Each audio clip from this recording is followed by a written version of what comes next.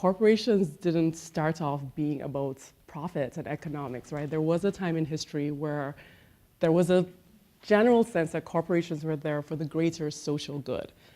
But we get this shift, and I'm happy to talk off record about what brought about this shift, but we get this shift, and two broad conceptions of the corporations emerge.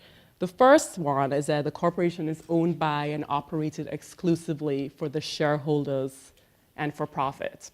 And then the second conception that you see in the case law and in the corporate law literature is that there's the same idea that the corporation is this creation of the state, and it's supposed to be formed to advance the public interest, the interest of the shareholders and other stakeholders.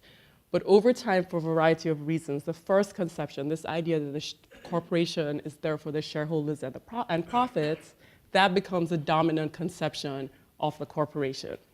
And this conception pretty much served us well up until about 2001. And then we get into Enron and WorldCom, and then people begin to take a step back and say, well, wait a minute, is this really the right view of the corporation? And academic literature that was on the sidelines begins to become a little bit more central.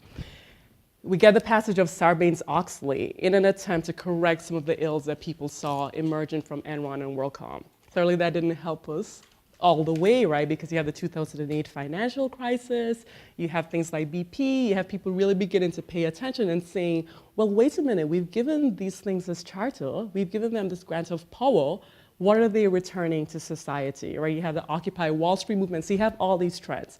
So I think the time is right for a real robust discussion about CSR and how to actually implement CSR into the corporate framework. In a way, there's a tipping point, if you will. I think we are approaching a tipping point where the corporate world will begin to take on a more expansive notion of corporations.